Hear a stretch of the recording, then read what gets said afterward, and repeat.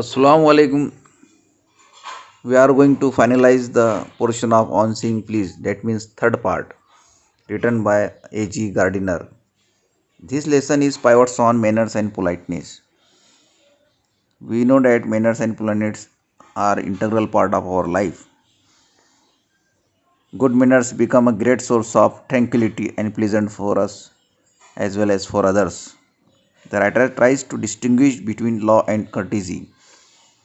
In this story, the lift man threw the man out of the lift, did not say to him please, whereas saying no please is not a crime, but throwing the man out of the lift is a crime. The lift man does big crimes than the man, and he compares the manners with the conductors, and he is telling the story of conductors how politeness and manners he has. Let's understand what does he say next. A few days after, my most sensitive toe was trampled on rather heavily.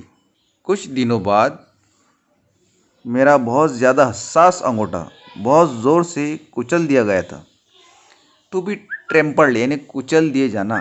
ये वाक़या हुआ मेरे साथ में कि मैं किसी बस में एक बार सफ़र कर रहा था, तो मैं पॉकेट भूल गया था।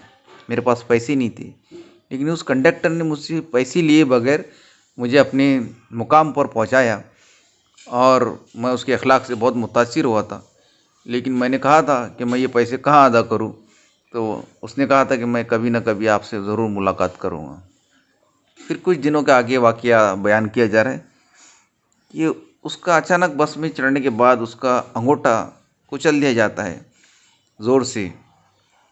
As I sat reading on the top of the bus, जब मैं बस में पढ़ते हुए बैठा था, तो मैं बस में एक किताब पढ़ते हुए बैठा था, तो अचानक मेरा अंगूठा कुचल दिया गया। I looked up with some anger and more agony, मैंने ऊपर गुस्से से देखा और बहुत तकलीफ से, एगोनी यानी अजियत, तकलीफ के साथ ऊपर देखा मैंने।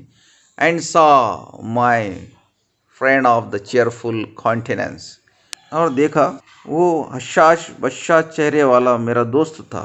कॉन्टिनेंस यानी हुलिया चेहरा, वही आदमी मैंने पाया जो जिसने मुझे टिकट दे दिया था बगैर पैसों के, वही कंडक्टर मौजूद था। सॉरी सर, ही सेड, उसने कहा सॉरी सर, उससे मुझसे माफ़ी मांगा कि उसने मेरा अंगूठा कुचल दिया, इसलिए उसने मुझसे सॉरी कहा।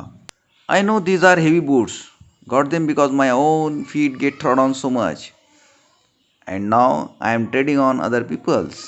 मैं जानता हूँ कि ये बूट बहुत भारी है, मैंने इसलिए लिया क्योंकि मेरे खुद के पैर बहुत कुचले जाते हैं और अब मैं दूसरों के पैर कुचल रहा हूँ। उसने कहा कि मैं जानता हूँ कि ये बूट बहुत भारी है और मैंने इसलिए पहन रखा है कि मेरे भी पैर कुचले जाते हैं। उसने मज़ाही अंदाज में कहा, मुझे उम्मीद है कि मैंने आपको तकलीफ़ नहीं दिया हूँ। He had hurt me but he was so nice about it that I assured him he hadn't. वो मुझे तकलीफ़ दे चुका था, लेकिन वो इतना अच्छा था कि मैंने उसे यकीन दिलाया कि मुझे तकलीफ़ नहीं पहुंची। कभी कभी अखलाक से मुतासिर होकर इंसान ये बोल देता है कि नहीं मुझे तकलीफ़ नहीं पहुंची है, लेकिन हमें तकलीफ़ ज़रूर पहुंचती है। सामने वाला अगर अच्छा रहा, बाअखलाक रहा तो। After this I began to observe him whenever I boarded his bus and found a curious pleasure in the constant good nature of his bearing. इसके बाद मैं बगौर देखने लगा, जब भी मैं उसकी बस में चढ़ता था और उसे पाता था मुसलसल अच्छे नेचर रखने वाला। जब भी मैं ऑब्ज़र्व कर रहा था कि वाकई में वो अखलाक का मुस्तकिल मालिक है या नहीं, तो मैंने हमेशा उसको एक बा अखलाक पाया और हमेशा एक मुस्तकिल अखलाक का मालिक पाया। वो ऐसे ही था, उसका नेचर में ही था अखलाक। He seemed to have an inexhaustible fund of patience and a gift for making his passengers comfortable. वो सब्र का बेइंतहा सरमाया रखने वाला लगता था। इनएग्जॉस्टिबल यानी बहुत ज़्यादा, पेशेंस यानी सब्र, यानी उसके पास बहुत ज़्यादा सब्र था। And a gift for making his passengers comfortable, अपने मुसाफिरों को इत्मीनान दिलाने का एक तोहफा देने वाला लगता था। उसके अंदर दो खास बात थी, सब्र भी था और पैसेंजर्स को बहुत ज़्यादा इत्मीनान दिलाने वाला भी उसके पास एक तोहफा था। I notice that if it was raining He would run up the stairs to give someone the tip that there was room inside. मैंने देखा कि अगर बारिश हो रही होती थी तो वो पायरियों के ऊपर दौड़ता था किसी को टिप देने के लिए कि अंदर जगह है। उसमें ख़ास बात थी, जब भी बारिश हो रही होती थी तो वो ऊपर पायरियों पर दौड़ता है, यानी डबल डेकर बस होती थी जिसमें ये बात कहने के लिए ऊपर दौड़ता था कि अंदर जगह है नीचे जगह। ये बहुत बड़ी बात है, न तो अक्सर कंडक्टर ये चीज़ों पर ख्याल नहीं रखते। तो यहाँ तारीफ़ की जा रही वो कंडक्टर की कि उसके पास बहुत ज़्यादा सब्र था और लोगों का बहुत ख्याल रखने वाला था। With the old people he was considered as a son. बूढ़े लोगों के साथ इतना ध्यान रखने वाला होता था कि जैसे उनका बेटा हो, इतना ख्याल रखता था बूढ़े लोगों का जैसे उनका खुद का बच्चा हो। And with children as solicitous as father. और बच्चों के साथ ऐसा मुतरद्दिद था जैसा कि उनका बाप हो। सॉलिसिटस के मानी होते हैं मुतरद्दिद, यानी ख्याल रखने वाला, ध्यान रखने वाला, परवाह करने वाला। तो बूढ़े लोगों के साथ तो वो उनका बेटा बन के रहता था और बच्चों के साथ जैसा उनका खुद का बाप हो इस तरह से वो बिहेव किया करता था, उनके साथ सलूक किया करता था। ये इंसानियत की बहुत बड़ी मिसाल थी उसके अंदर, बहुत बड़ा सरमाया था इंसानियत का उसके अंदर। He had evidently a peculiarly warm place in his heart for young people. वो नौजवानों के लिए उसके दिल में वाज़े तौर पर जोश भरी जगह रखता था, यानी उसके दिल में बहुत ज़्यादा जोश था नौजवानों के लिए। पेक्यूलरली यानी अजीब अजीब जोश भरी जगह थी उसके दिल में नौजवानों के लिए। एंड ऑलवेज इंडल्ड इन सम मेरी जेस्ट विद देम। और उनके साथ हंसी मजाक में मशगूल रहता था। टू बी इंडल्ज यानी शामिल रहना, मसरूफ़ रहना। If he had a blind man on board it was not enough to set him down safely on the pavement. अगर वो उसकी बस में एक अंधा आदमी पाता तो उसके लिए काफ़ी नहीं था कि उसे महफूज तरीके से फुटपाथ पर उतार दे। यानी वो सिर्फ ये नहीं करता था कि सिर्फ उसको महफूज फुटपाथ पर उतार दे बिल्कुल। अगर कोई ब्लाइंड मैन यानी अंधा आदमी उसकी बस में बैठा होता तो वो उसको ना सिर्फ फुटपाथ पर उतारता, he would call to Bill in front to wait, बल्कि ड्राइवर को जो फ्रंट में होता था उसको इंतज़ार करने के लिए पुकारता था कि इंतज़ार कीजिए करके। उसको अंधे आदमी को ना सिर्फ फुटपाथ पर उतारता था बल्कि ड्राइवर को ये कहता था कि आप इंतज़ार कीजिए। सामने जो ड्राइवर होता था उसको कहता था कि आप इंतज़ार कीजिए थोड़ी देर। While he took him across the road और राउंड द कॉर्नर। इस अरसे में वो उस अंधे आदमी को सड़क के पार ले जाता और otherwise safely on his way, या कॉर्नर में छोड़ाता। वो कंडक्टर को बोलता कि इंतज़ार कीजिए और उस आदमी को, अंधे आदमी को न सिर्फ क्रॉस सड़क के पार ले जाता बल्कि कॉर्नर में भी छोड़ाता। In short I found that he irradiated such an atmosphere of good temper. मुख्तसरन मैंने पाया कि वो ऐसा माहौल को चमका देता था। टू इरिडेट यानी चमकाना, चमकना, एटमॉस्फेयर यानी माहौल। वैसे यहाँ पर स्प्रेड के मायने होंगे यानी फैलाने के होंगे, लेकिन लफ्जी मायने उसे चमकाना होते हैं। That a journey with him was a lesson in a natural courtesy and good manners. और उसके साथ सफ़र करना एक अच्छा सबक होता था, अच्छे अखलाक के साथ, अच्छे माहौल के साथ में। तो अच्छे अखलाक से ऐसी माहौल चमक जाता है कि हर इंसान हशाश बशाश रहता है, खुश रहता है। तो अच्छे अखलाक का असर भी समाज पर अच्छा होता है। इस तरह से वो बस का माहौल खुशगवार बना दिया करता था अपने अखलाक से। What struck me particularly was the ease with which he got through his work. और जो मुझे ख़ास तौर से जो चीज़ हैरान करती थी वो आसानी थी जिसके साथ वो काम को अंजाम दिया करता था। यानी वो कंडक्टर किस तरह से आसानी से इन अखलाक को अंजाम दिया करता था, सबसे बड़ी हैरानी मेरे लिए थी कि कितनी आसानी से वो अंजाम देता था। If bad manners are infectious so also are good manners. अगर बुरे अखलाक मुताद्दी है तो अच्छे अखलाक भी हैं। इन्फेक्शस यानी एक से दूसरे से लगने वाली बीमारी, यानी बैड मैनर्स का असर भी दूसरों पर होता है तो अच्छे अखलाक का भी असर होता है दूसरों पर। If we encounter incivility most of us are apt to become uncivil. अगर हम बुरे बर्ताव का सामना करते हैं तो हम में से ज़्यादातर बद अखलाक बनने की तरफ माइल होते हैं। एप्ट टू यानी माइल होना, टू बी एप्ट टू यानी माइल होना। अगर हमारे साथ में बुरा बर्ताव होता है तो हमारा भी फिर मिजाज ख़राब हो जाता है। इसका असर हमारे दिमाग पर भी होता है और हम भी बुरा बर्ताव करने लग जाते हैं। But it is an usually uncouth person who can be disagreeable with sunny people. लेकिन ये गैर मामूली तौर पर एक बद अखलाक शख्स होता है जो खुश मिजाज लोगों से राज़ी नहीं हो सकता। एक बदमिजाजी जो है खुश मिजाज से राज़ी नहीं होता और कोई ना कोई नुक्ताचीनी करते रहता है। It is with manners as with the weather. अच्छे अखलाक और मौसम एक जैसे होते हैं जो बहुत जल्दी बदलते हैं, यानी हमारे अखलाक भी मौसम की तरह बदलते हैं। Nothing clears my spirits like a fine day. मेरी रूह को अच्छे दिन की तरह कोई चीज़ साफ नहीं कर सकती। खुशगवार दिन ही मेरी रूह को एक खुशगवार मिजाज बनाते हैं, मेरे अखलाक पर भी मुतासिर होता है अच्छा दिन। सैड किड्स, ऐसा किड्स ने कहा जो बहुत बड़े शायर हैं इंग्लिश के, उन्होंने कहा कि अच्छे दिन का असर भी मेरे रूह पर होता है। And cheerful person descends on even the gloomiest of us with something of the benediction of a fine day. और खुश मिजाज आदमी उस गमगीन आदमी पर अच्छे दिन की दुआ के साथ उतरता है। यानी कि खुश मिजाज आदमी एक दुआ के तौर पर काम करता है गमगीनों के लिए। बेनिडिक्शन यानी दुआ। ग्लूमिस्ट कहते हैं गमगीन आदमी को, और चेयरफुल पर्सन काम करता है ग्लूमिस्ट पर, एक दुआ के तौर पर काम करता है। And so it was always fine weather on the polite conductor's bus. और इसलिए कंडक्टर की बस में हमेशा खुशगवार मौसम रहता था।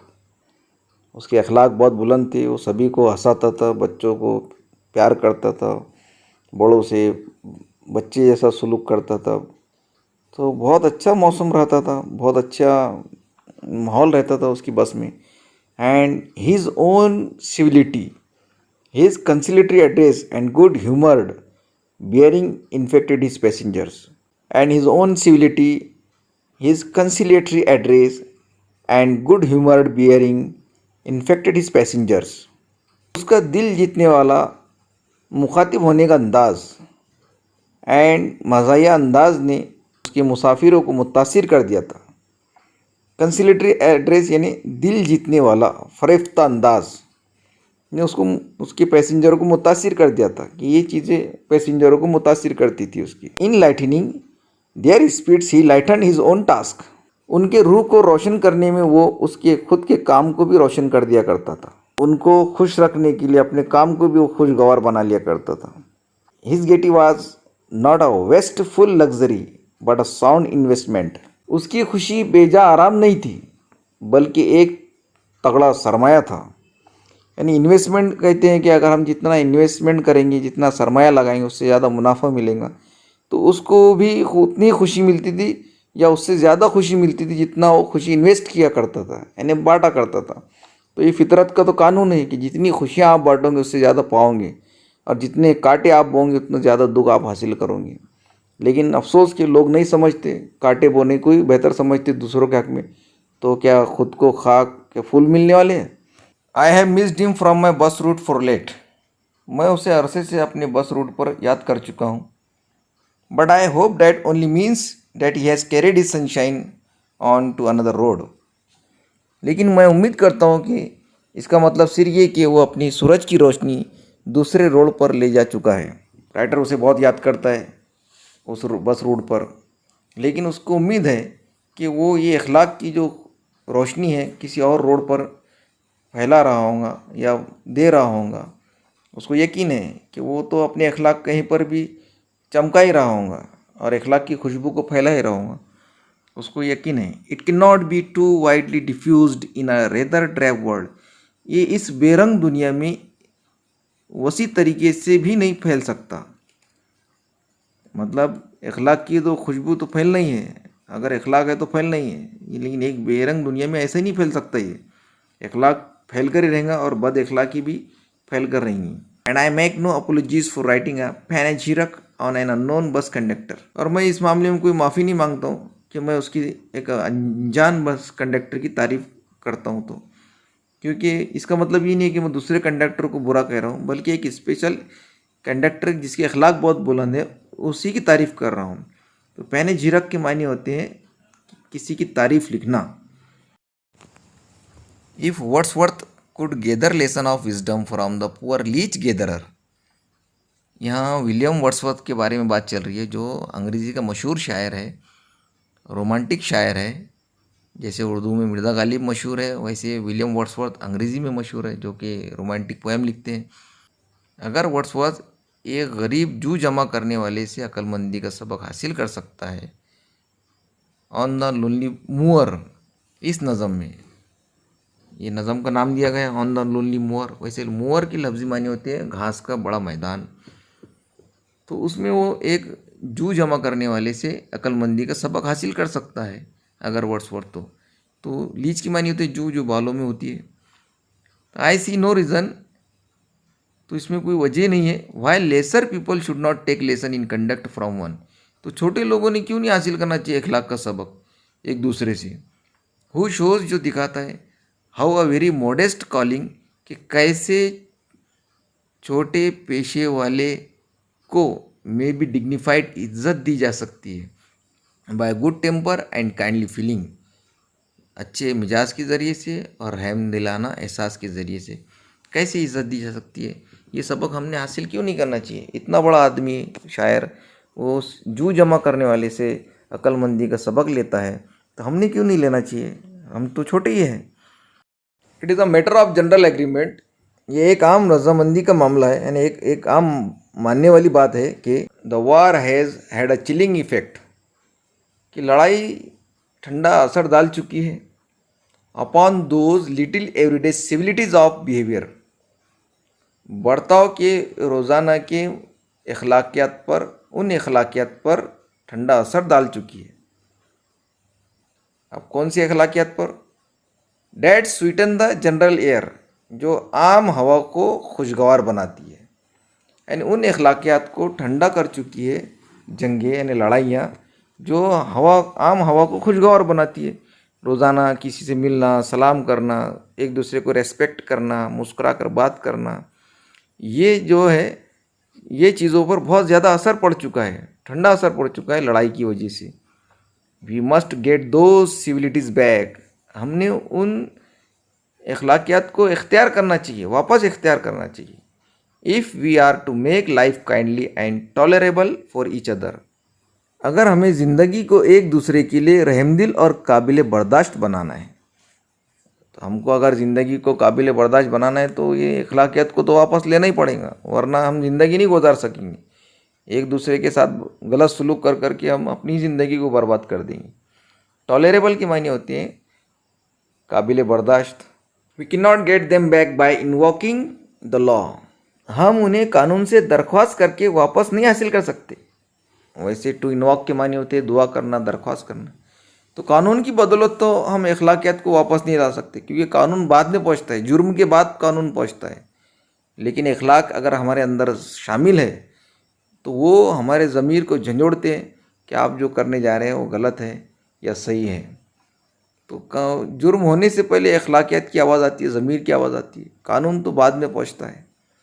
तो इसलिए हमने अगर अखलाकियात को एडॉप्ट कर लिए, इख्तियार कर लिए, तो पूरा माहौल हमारा खुशगवार हो जाएगा और सब अपनी ज़िंदगी को खुशी खुशी गुजारेंगे। वरना हमको एक दूसरे से कुड़न, जलन, हसद यही हासिल होंगी और बाकी कुछ नहीं।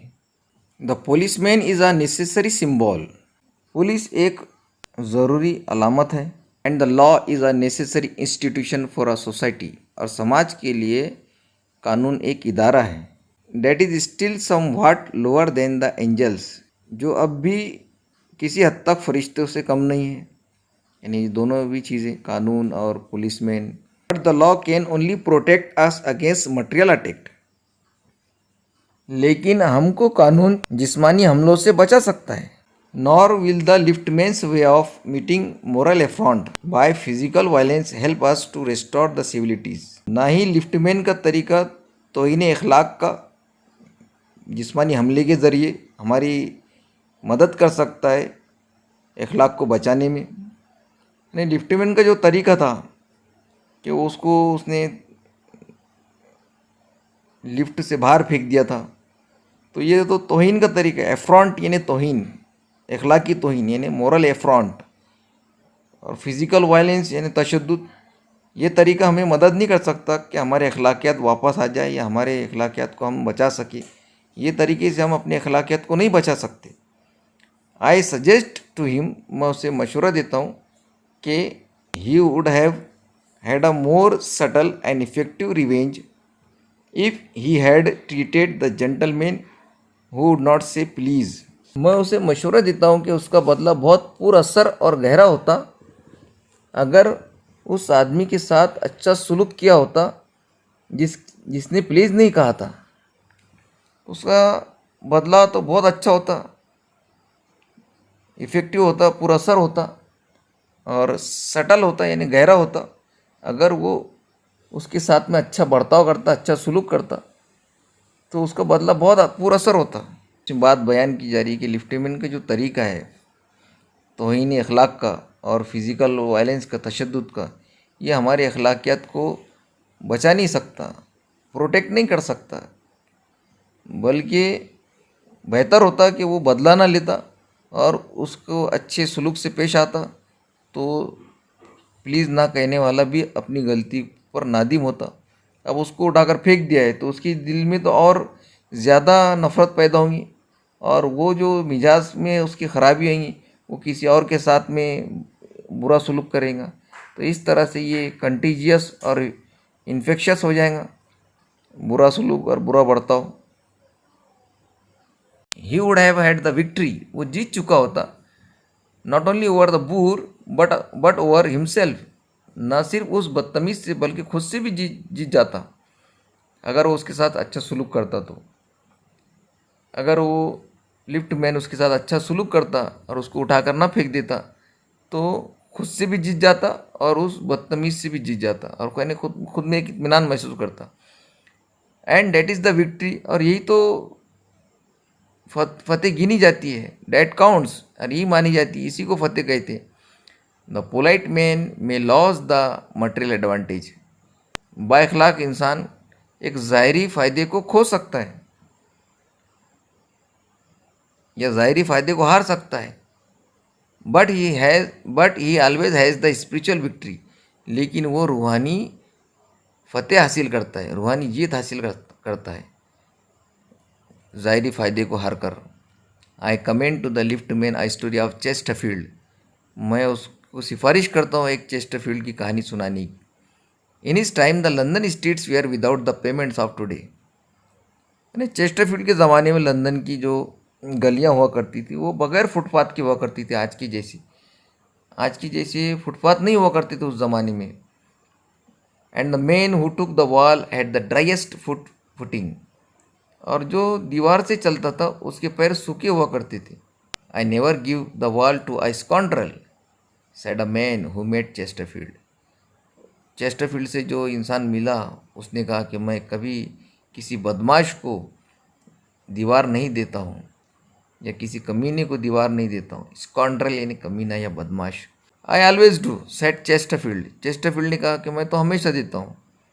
स्टेपिंग विथ अ बो इनटू द रोड, नीचे सड़क से झुकते हुए नीचे उतर गए, नीचे उतरते हुए उन्होंने कहा कि मैं तो हमेशा देता हूँ। देखो कितना इखलाक जवाब दिया और तमाशा भी मारा, मैं तो कमीने को जगह दे देता हूँ। इसका मतलब उन्होंने उस इंसान को कमीना भी बना दिया और अपने अखलाक भी बुलंद कर दिए। तो इसी तरह बाइखलाक इंसान जो है सामने वाले से पेश आते हैं और इसका असर भी होता है, ये इन्फेक्शस होती है। एक के साथ दूसरे के साथ बर्ताव अच्छा करो तो माहौल खुशगवार होता है। तो चेस्टरफील्ड ने बहुत प्यारा जवाब दिया उसको कि मैं हमेशा इस कॉन्ट्रेल यानी कमीने या बदमाश को तो हमेशा दीवार दे देता हूँ। I hope the lift man will agree, मुझे उम्मीद है कि वो राज़ी होगा। That his revenge was much more sweet, उसका जवाब बहुत बेहतर होता, उसका बदला बहुत बेहतर होता।